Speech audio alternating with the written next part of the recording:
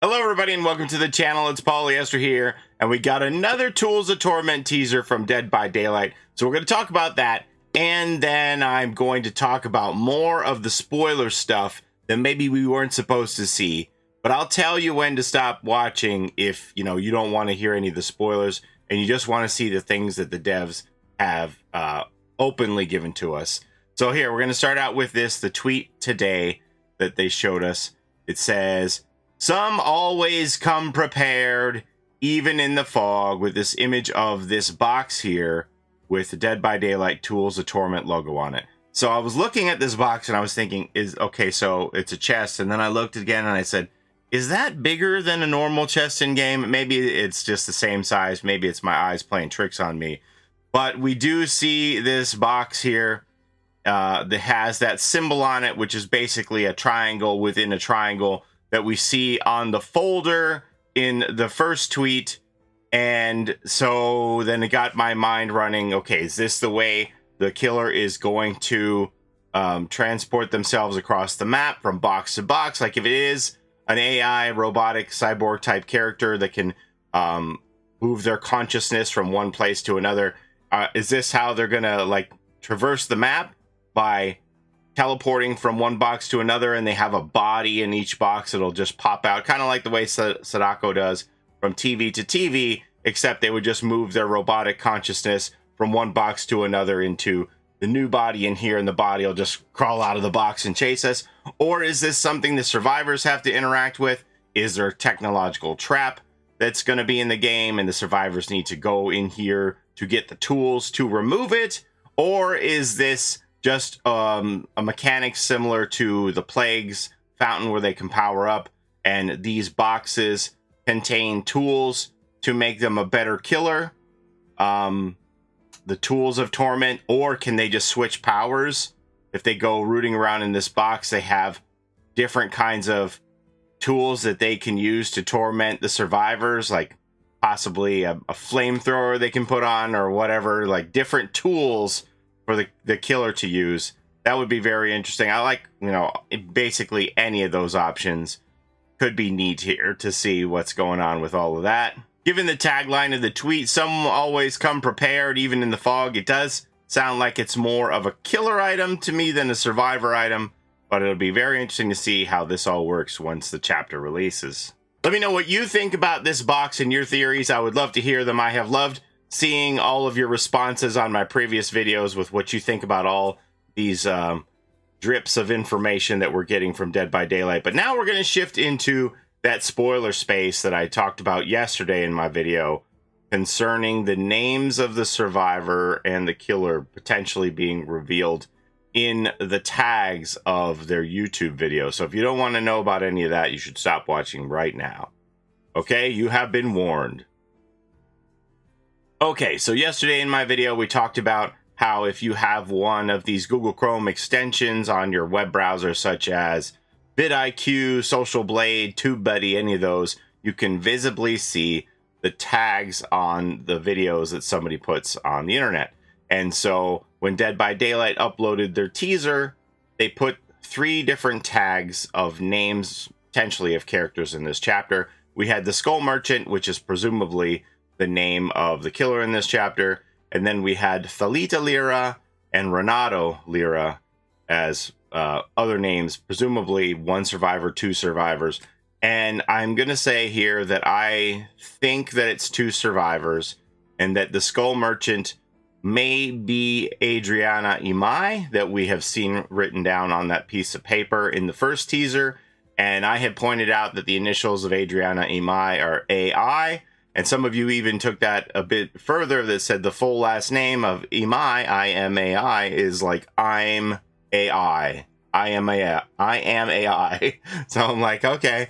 So I do think that is the name of the Skull Merchant, Adriana Imai, and that they're probably cyborg or robotic. And I think that we're probably getting 2 survivors, which is very strange in a non-licensed chapter, especially since we just had 2 survivors in the Wesker chapter, right? We've never had an original chapter with 2 survivors here, so this is something out of the box with Thalita Lyra and Renato Lira. And at first I thought, well, maybe the killer and the survivor are related. They're part of the same family. They have the same last name as either siblings or as a parent and child relationship. But using this tag ID thing, I've been able to go back and look at all of the other trailers that were released for chapters, and they never put the name of the killer in the tags. They only put their code name, such as the Trickster. It doesn't say, there's not an extra tag that says his real name, Ji-Woon Hawk. Same thing with the Deathslinger and the Blight and the twins. I didn't look further than that. I think that was enough evidence of original chapters that they never used their given names in the tags, only their killer code names. And so that would lead me to believe that, given that track record, that this isn't the killer's name. Thalita or Renato isn't the killer's name, and that this is two survivors.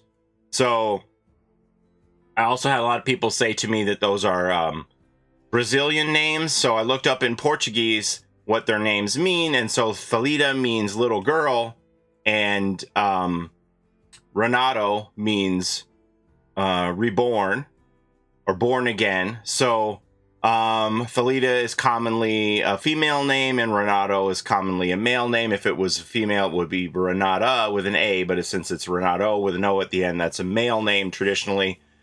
So we could be getting our first original chapter with two survivors.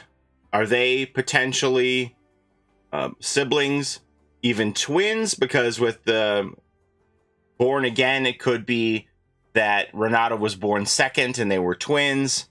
I also did have a thought that maybe this would be our first trans character in Dead by Daylight, but that would be weird for them to dead name the person in the tags. You know what I mean? Like if they started out as Thalita, the little girl, and then Renato, born again, as a female to male transition.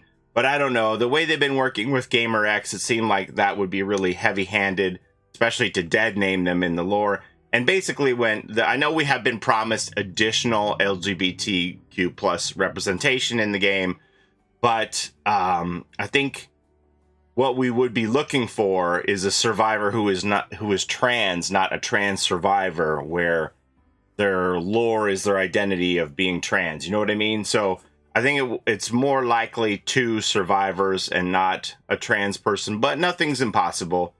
So we'll wait and see. But if I had to bet on it, I'm betting that they are twins and brother and sister as a dual survivor in original chapter. But that's my theories that I have for you up to this point. I'm very excited to see what's going to happen. This sci-fi techno chapter has got me a lot more pumped than the night ever did. So we'll see what the delivery is like on this in a couple of days. They promised that there's going to be a PTB this week, and we're going to know more about this chapter on February 15th. So whether or not those dates coincide or not, we'll wait to see. And we don't have long to wait for more info. That's all I have for you today. Thank you so very much for watching. As always, I appreciate the time you spend here with me on my channel. Don't forget to take care of each other in and out of the fog, and we'll see you next time. Have a great day, everybody. Bye-bye. It's a Gen Rush life for us. It's a Gen Rush life for us. Set a hiding, we do gens. Set a randoms, we got friends. It's a Gen Rush life.